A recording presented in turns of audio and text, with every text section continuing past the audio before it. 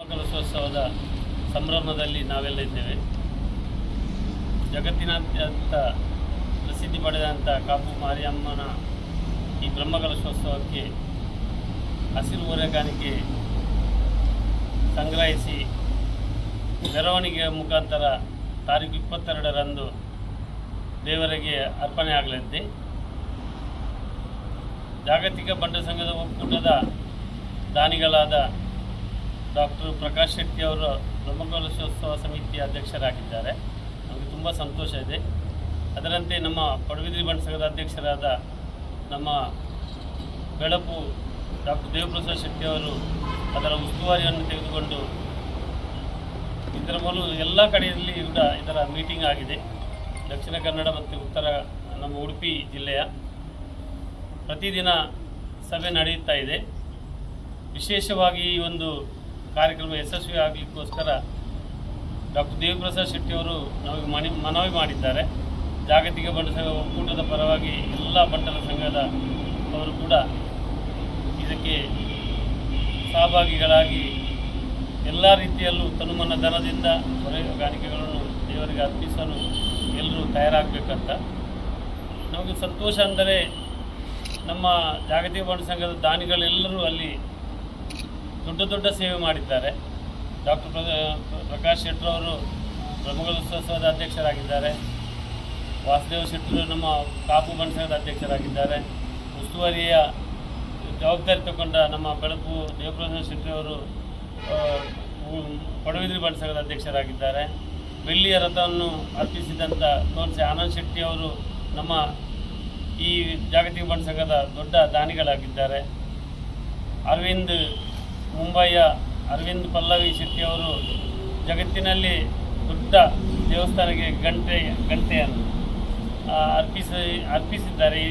ಈಗಾಗಲೇ ಕ್ಷೇತ್ರಕ್ಕೆ ಅದನ್ನು ಅರ್ಪಣೆ ಆಗಿದೆ. ಅದರಂತೆ ನಮ್ಮ ತುಂಗ ಸುಧಾಕರ್ ಹೆಗ್ಡೆ ಸಾಯಿರಾದ ರವಿಶೆಟ್ಟಿಯವರು ಗೋಪುರವನ್ನು ಅಲ್ಲಿ ಅರ್ಪಣೆ ಮಾಡ್ತಾ ಇದ್ದಾರೆ. ಅವರು ಕೂಡ ನಮ್ಮ ಜಾಗತಿಕ ಬಂಟ ಸಂಘದ ಸಮಿತಿಯಲ್ಲಿದ್ದಾರೆ. ಅದರಂತೆ ನಮ್ಮ ಎಲ್ಲ ಈಗ ನಮ್ಮ ಸೆಷನ್ ಕಾಪ್ನವರಿದ್ದಾರೆ. ಚಂದ್ರಾಸನ್ನ ಇವು ಫುಲ್ಲು ಈ ಹೊರೆಗಾಣಿಕೆಗೆ ಜವಾಬ್ದಾರಿಯನ್ನು ದಕ್ಷಿಣ ಕನ್ನಡದ ಎಲ್ಲ ವಿಧದಲ್ಲೂ ಮಾಡಿದ್ದಾರೆ. ನಮ್ಮ ಮುಂಬೈ ಬಂಟ ಸಂಘದ ಅಧ್ಯಕ್ಷರಾದ ಪ್ರವೀಣ್ ಘೋಷ್ ಶೆಟ್ಟರು ಕೂಡ ದೊಡ್ಡ ರೀತಿಯಲ್ಲಿ ಕಾಣಿಕೆಯನ್ನು ಅರ್ಪಿಸಿದ್ದಾರೆ. ಮುಂಬೈಯಲ್ಲಿ ಅತಿ ಹೆಚ್ಚು ದಾನ ಬಂದಿದ್ದರೆ ಅದು ಮುಂಬೈಯಿಂದ ಬಂದಿದೆ. ದೇವರ ಎಲ್ಲ ಕೆಲಸಕ್ಕೂ ಖಂಡಿತವಾಗಿ ಈ ಬ್ರಹ್ಮಕಲಶೋತ್ಸವ ಇತಿಹಾಸದಲ್ಲಿ ಅದು ಉಳಿಯುವಂಥ ಕೆಲಸ ಆಗ್ತದೆ. ನಮ್ಮ ಕನ್ಯಾನ ಸದಾಶಿವ ಶೆಟ್ಟರು ಕೂಡ ಈ ದಿನ ಪತ್ರಿಕಾ ಮಾಧ್ಯಮದಲ್ಲಿ ಭಾಗವಹಿಸುವವರಿದ್ದರು. ಅವರು ಕೂಡ ತುಂಬ ಬ್ಯುಸಿ ಇದ್ದರಿಂದ ಆಗಲಿಲ್ಲ ಅವರಿಗೆ. ಅವರು ಕೂಡ ದೊಡ್ಡ ದಾನಿಯಾಗಿದ್ದಾರೆ. ನಮ್ಮ ದೊಡ್ಡ ದಾನಿ ಕೆ ಎಂ ಶೆಟ್ಟರು, ನಮ್ಮ ಜಾಗತಿಕ ಬಂಟ ಸಂಘದ ದೊಡ್ಡ ದಾನಿ ಕೆ ಎಂ ಶೆಟ್ಟರು ಕೂಡ ಅಲ್ಲಿ ದೊಡ್ಡ ಮೊತ್ತದ ದಾನವನ್ನು ನೀಡಿದ್ದಾರೆ. ನಮಗೆ ತುಂಬ ಸಂತೋಷ ಆಗ್ತಾ ಇದ್ದಾರೆ. ಅಂದರೆ ನಮ್ಮ ಮುಂಬಯಿಯ ಎಲ್ಲ ದಾನಿಗಳು, ಜಾಗತಿಕ ಬಂಟ ಸಂಘದ ಒಕ್ಕೂಟದ ಸಮಿತಿಯವರು ಎಲ್ಲರೂ ಇದರಲ್ಲಿ ಭಾಗವಹಿಸಿ ದೊಡ್ಡ ಮೊತ್ತದ ಒಂದು ದಾನವನ್ನು ಕೊಟ್ಟಿದ್ದಾರೆ. ಅದು ಹೊರೆಗಾಣಿಕೆ ಆಗಲಿ, ಅಲ್ಲಿ ಗೋಪುರ ಆಗಲಿ, ದೇವರ ಅದು ಸ್ವರ್ಣ ಗದ್ದುಗೆಗೆ ಎಲ್ಲ ಅವರು ತುಂಬ ಸಹಕಾರ ನೀಡಿದ್ದಾರೆ. ನಾಡಿದ್ದು ನಡೆಯುವಂಥ ಬ್ರಹ್ಮಕಲಶೋತ್ಸವ ಆಗಲಿ, ನಮ್ಮ ಡಾಕ್ಟರ್ ದೇವಪ್ರಸಾದ್ ಶೆಟ್ಟರ ನೇತೃತ್ವದಲ್ಲಿ ನಡೆಯುವ ಹೊರೆಗಾಣಿಕೆ ಮೆರವಣಿಗೆ ಎಲ್ಲ ಅಮ್ಮನ ದಯೆಯಿಂದ ಎಲ್ಲ ಒಳ್ಳೆಯ ರೀತಿಯಿಂದ ನಡೆಯಲಿ ಅಂತ ದೇವರಲ್ಲಿ ಪ್ರಾರ್ಥನೆ ಮಾಡ್ತೇವೆ. ಅದಲ್ಲದೆ ಎಲ್ಲ ನಮ್ಮ ಸುರೇಶ್ ಶೆಟ್ಟಿ ಗುರ್ಮೆ ಆಗಲಿ, ವಿನಯ್ ಕುಮಾರ್ ಸರಕೆ ಆಗಲಿ ಅಲ್ಲಿ ತುಂಬ ಕೆಲಸ ಮಾಡ್ತಾ ಇದ್ದಾರೆ. ನಮ್ಮ ಮೊದಲಿಂದಲೂ ರತ್ನಾಕರ್ ಶೆಟ್ಟಿಯಲ್ಲಿ ವ್ಯವಸ್ಥಾಪನಾ ಸಮಿತಿಯ ಜೀರ್ಣೋದ್ಧಾರ ಸಮಿತಿ ಅಧ್ಯಕ್ಷರಾಗಿದ್ದಾರೆ, ವ್ಯವಸ್ಥಾಪನಾ ಸಮಿತಿ ಅಧ್ಯಕ್ಷರಾಗಿದ್ದಾರೆ. ಎಲ್ಲರೂ ಒಟ್ಟಿಗೆ ಜಾತಿ ಮತ ಭೇದವಿಲ್ಲದೆ ನಾವೆಲ್ಲರೂ ಒಟ್ಟಿಗೆ ಕೂಡಿ ಈ ಒಂದು ಕಾರ್ಯಕ್ರಮವನ್ನು ಯಶಸ್ವಿಗೊಳಿಸುವ ಅಂತ ಹೇಳಿ ನಮ್ಮದು ಎಲ್ಲ ನಾವು ಇವತ್ತಿನ ಈ ಪತ್ರಿಕಾಗೋಷ್ಠಿ ಜಾಗತಿಕ ಬಂಟರ ಸಂಘ ಈ ಸುಳ್ಯ, ಪುತ್ತೂರು, ನಮ್ಮದು ಮೀಂಜ, ಬಂಟ್ವಾಳ ಎಲ್ಲ ಮಂಗಳೂರು ಈ ಕಡೆಯ 22 ತಾರೀಕಿಗೆ 3 ಗಂಟೆಗೆ ನಾವು ಕಾಪಿನಲ್ಲಿ ಮೂಲೂರಿನಲ್ಲಿ ಒಟ್ಟು ಸೇರುವವರಿದ್ದೇವೆ. ಈ ಮೆರವಣಿಗೆ ಕೂಡ ಇಲ್ಲಿಂದಲೇ ಹೋಗುವುದರಿಂದ ನಮ್ಮ ಮುಲ್ಕಿ ಪರಿಸರ ಸುರತ್ಕಲ್ನವರೆಲ್ಲ ಇಲ್ಲಿ ಬಂದರೆ ನಾವು ಅದರೊಟ್ಟಿಗೆ ಜೊತೆಯಾಗಿ ನಾವು ಹೋಗುವವರಿದ್ದೇವೆ. ಆ ಕಡೆಯದ್ದೆಲ್ಲ ನಮ್ಮ ಚಂದ್ರಸನ್ನ ಅದರ ಜವಾಬ್ದಾರಿ ತಗೊಂಡಿದ್ದಾರೆ. ಅದರಿಂದ ಒಳ್ಳೆ ರೀತಿಯಿಂದ ನಡೆಯಲಿ ಅಂತ ದೇವರಲ್ಲಿ ನಮ್ಮ ಅಮ್ಮನಲ್ಲಿ ನಮ್ಮ ಪ್ರಾರ್ಥನೆ. ಐತಿಹಾಸಿಕವಾದಂಥ ಕಾಪುನ ಅಮ್ಮನ ಜೀರ್ಣೋದ್ಧಾರ ಪ್ರಕ್ರಿಯೆ ಈಗಾಗಲೇ ಪ್ರಥಮ ಹಂತದ್ದು ಸಂಪೂರ್ಣಗೊಂಡು ನಾಳ್ದು ಮಾರ್ಚ್ 25ರಿಂದ ಫೆಬ್ರವರಿ 25ರಿಂದ ಮಾರ್ಚ್ 5ರವರೆಗೆ ಭಾಳ ವಿಜೃಂಭಣೆಯಿಂದ ಭಾಳ ವಿಧಿವಿಧಾನಗಳೊಂದಿಗೆ ಧಾರ್ಮಿಕ ಕಾರ್ಯಕ್ರಮಗಳೊಂದಿಗೆ ಸಾಂಸ್ಕೃತಿಕ ಕಾರ್ಯಕ್ರಮಗಳೊಂದಿಗೆ ದಿನನಿತ್ಯ ಅನ್ನ ಸಂತರ್ಪಣೆಯೊಂದಿಗೆ ಈ 9 ದಿನದ ಕಾರ್ಯಕ್ರಮ ನಡೀತದೆ. ಅದರೊಂದಿಗೆ 48 ದಿನ ನಿತ್ಯೋತ್ಸವ ನಡೀತದೆ.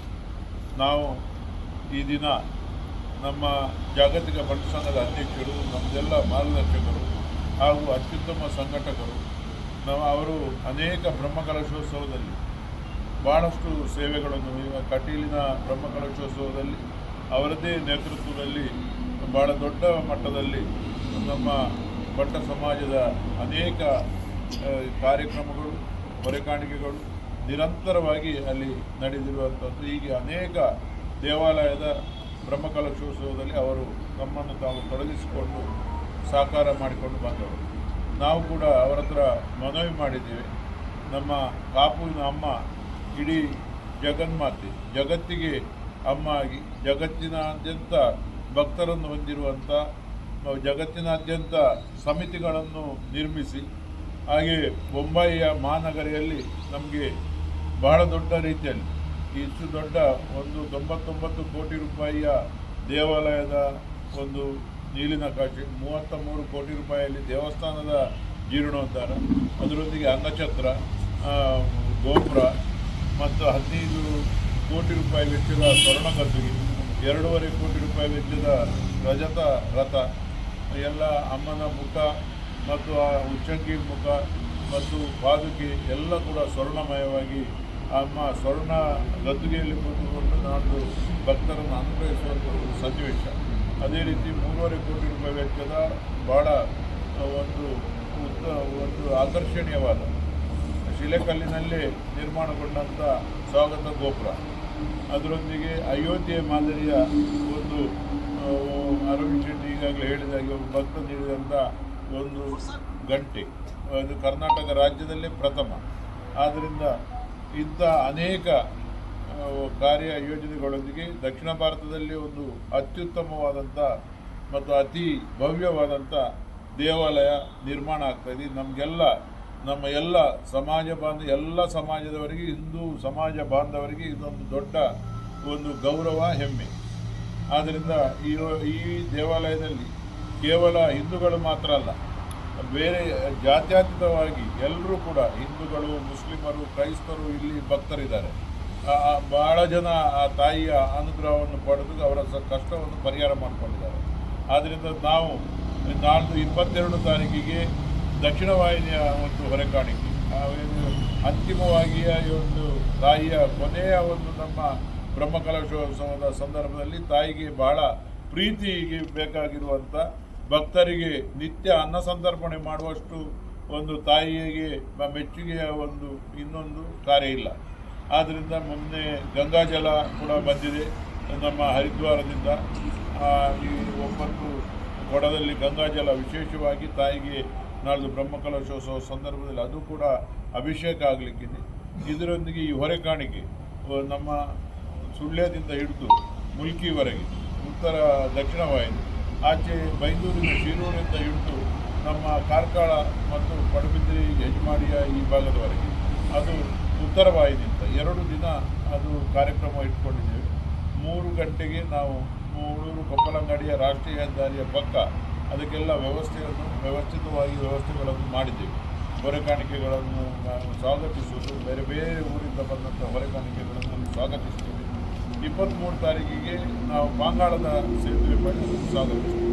ನಾವು ಜಾಗತಿಕ ಭಟ್ಟ ಸಂಘದ ಅಧ್ಯಕ್ಷರಾದ ಐಕಳ ಹರೀಶ್ ಶೆಟ್ಟಿ ಅವರು ಮತ್ತು ಎಲ್ಲ ಬೇರೆ ಬೇರೆ ಸಂಘದ ಅಧ್ಯಕ್ಷರುಗಳು ಮತ್ತು ಭಟ್ರ ಸಂಘದ ಎಲ್ಲ ಹಿರಿಯ ನೇತಾರರು ಎಲ್ಲ ನಮ್ಮ ಈ ಒಂದು ಪತ್ರಿಕಾಗೋಷ್ಠಿಯಲ್ಲಿ ನಮ್ಮ ಉಪಾಧ್ಯಕ್ಷರಾದಂಥ ಕರ್ನಿರ ವಿಶ್ವನಾಥ್ ಶೆಟ್ಟರು, ನಮ್ಮ ಪ್ರಧಾನ ಕಾರ್ಯದರ್ಶಿಯಾದಂಥ ಜಯಕರ್ ಶೆಟ್ಟಿ ಅವರು ಎಲ್ಲರೂ ಕೂಡ ಭಾಳ ಈ ಒಂದು ಕಾರ್ಯಕ್ರಮದಲ್ಲಿ ಬ್ರಹ್ಮಕಲಶೋತ್ಸವ ಆಗಲಿ ಹೊರಕಾಣಿಕೆಗಳಲ್ಲಾಗಲಿ ನಿರಂತರವಾಗಿ ಸೇವೆ ಮಾಡಿದ್ದಾರೆ.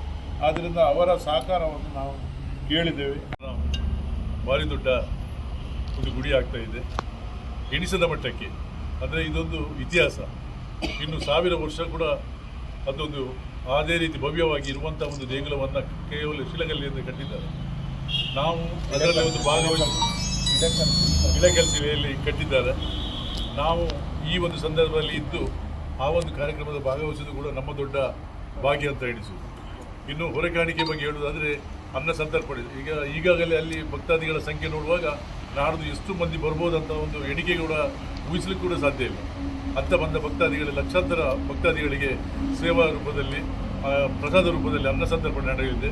ಇದಕ್ಕೆ ಎಲ್ಲ ಭಕ್ತಾದಿಗಳು ಈ ಒಂದು ಹೊರೆಕಾಣಿಕೆಯನ್ನು ಕೊಟ್ಟು ದೇವರ ಪೂಜೆಗೆ ಬೇಕಾದ ಸಾಮಾನನ್ನು ಕೊಟ್ಟು ಈ ಒಂದು ಹೊರೆಕಾಣಿಕೆಯಲ್ಲಿ ಭಾಗವಹಿಸಿ ಅಮ್ಮನ ಕೃಪೆಗೆ ಪಾತ್ರರಾಗಬೇಕಂತ ಕೇಳ್ತೀವಿ.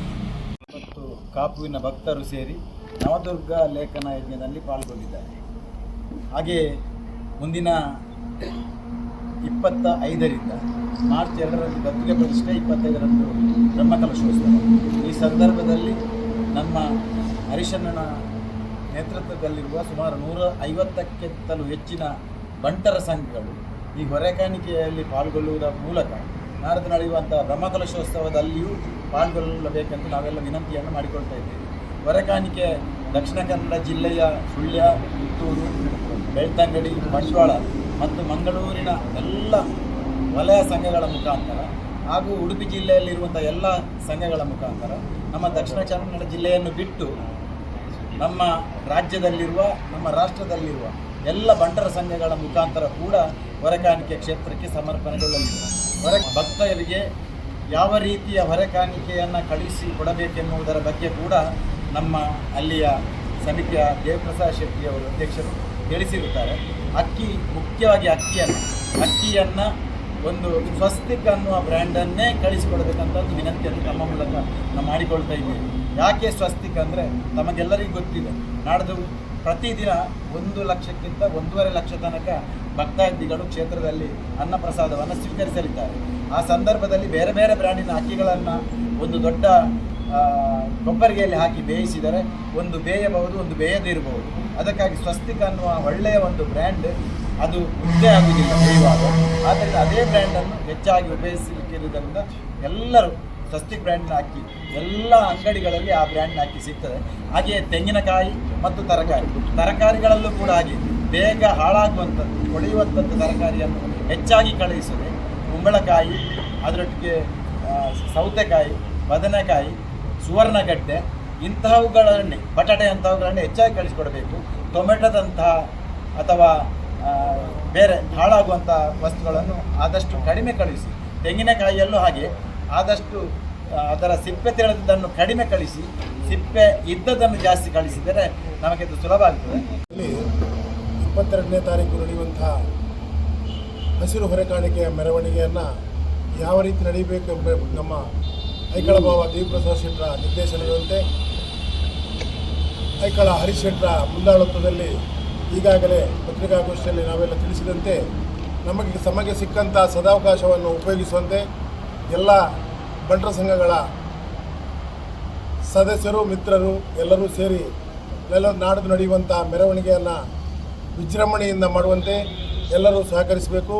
ಅದೇ ರೀತಿ ಯಾವ್ಯಾವ ಪದಾರ್ಥಗಳನ್ನು ಸೇರಿಸಬೇಕಂತ ಈಗಾಗಲೇ ಐಕಳ ಭಾವ ದೇವಪ್ರಸಾದ್ ಶೆಟ್ಟರ ನಿರ್ದೇಶನದಂತೆ ಅದನ್ನು ತಿಳಿಸಿಕೊಟ್ಟಿದ್ದಾರೆ. ಆದ್ದರಿಂದ 22ನೇ ತಾರೀಕು ನಡೆಯುವಂಥ ಮೆರವಣಿಗೆಯಲ್ಲಿ ಎಲ್ಲರೂ ಪಾಲ್ಗೊಂಡು ಆದಷ್ಟು ಹೆಚ್ಚಿಗೆ ಹೊರೆಕಾಣಿಕೆಯನ್ನು ಕೊಟ್ಟು ಬ್ರಹ್ಮಕಲಶೋತ್ಸವವನ್ನು ಒಳ್ಳೆಯ ರೀತಿ ನಡೆಯುವಂತೆ, ದೇವಿಯ ಕೃಪೆ ಎಲ್ಲರಿಗೂ ಪಾತ್ರರಾಗುವಂತೆ ನಡೆಸಬೇಕಂತ ಎಲ್ಲರಲ್ಲೂ ವಿನಂತಿ.